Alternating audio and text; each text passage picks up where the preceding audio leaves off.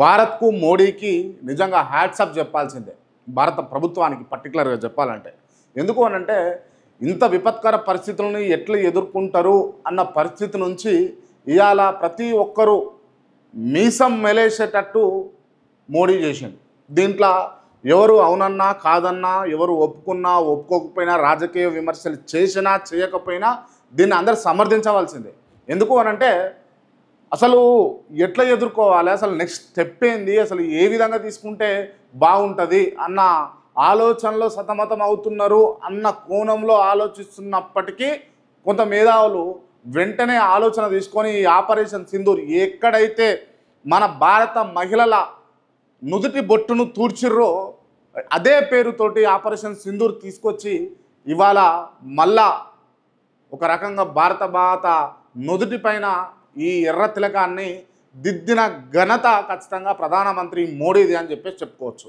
But ఇందులో చాలా కీలకంగా వ్యవహరించి ఈ పాక్ పైన దాడులను ఉధృతం చేయడానికి పాల్గొన్నది ఎవరు అనంటే చాలా ఆశ్చర్యం కలగజేసేటటువంటి అంశం ఇది. నిజంగా ఇద్దరు మహిళలు ఈ పాక్ పైన యుద్ధాన్ని ప్రతిష్టాత్మకంగా తీసుకొని ముందుకు తీసుకుపోతూ ఇవాళ భారత మాతను వారి రూపంలో చూసుకునే భాగ్యాన్ని భారతదేశ ప్రజలకు ఇచ్చినందుకైతే నిజంగా వారిద్దరికీ కూడా సెల్యూట్ చెప్పవలసిందిగా మనమైతే కోరుకోవాలి. ఎందుకు అనంటే వాళ్ళు ఎవరంటే క్లియర్గా కురేషి ఈమె మహిళ, ఇంకొక ఆమె వ్యోమికా సింగ్.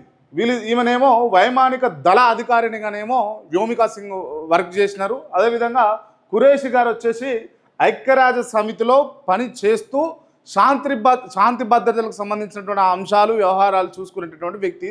2006లో పనిచేసినటువంటి పర్సన్ ఈమె. ఇవాళ భారతదేశం పాకిస్తాన్కు జరుగుతున్నటువంటి యుద్ధంలో వీళ్ళు ప్రముఖ పాత్ర పోషించి ఇవాళ అబ్బురపరిచే విధంగా వీరి వైఖరి ఉన్నది.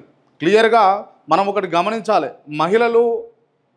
మహిళలను తక్కువ చూసేటోళ్లకు, మహిళలను చిన్నచూపు చూసేటోళ్లకు ఒంటింటి కుందేళ్లుగా చిత్రీకరించి వారి బౌండరీస్ గీసి పెట్టేటోళ్లకు ఇది నిజంగా ఒక చెంపపెట్టు లాంటిది. ఎందుకు అనంటే మహిళలను ప్రోత్సహిస్తే, మహిళలకు అధికారం అప్పచెప్తే, మహిళలకు చేతిలో మీరు చెయ్యండి అని చెప్తే ఖచ్చితంగా చెయ్యందంటూ ఏది లేదు అన్నట్టుగా వాళ్ళు ఇవాళ నిరూపించినటువంటి ఘనత మన కళ్ళకు కట్టినట్టుగా కనిపిస్తూ ఉంది.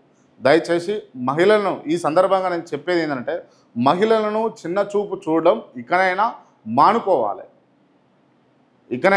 మానుకోవాలి అని చెప్పేసి అయితే నేను విన్నపిస్తూ ఉన్నాం.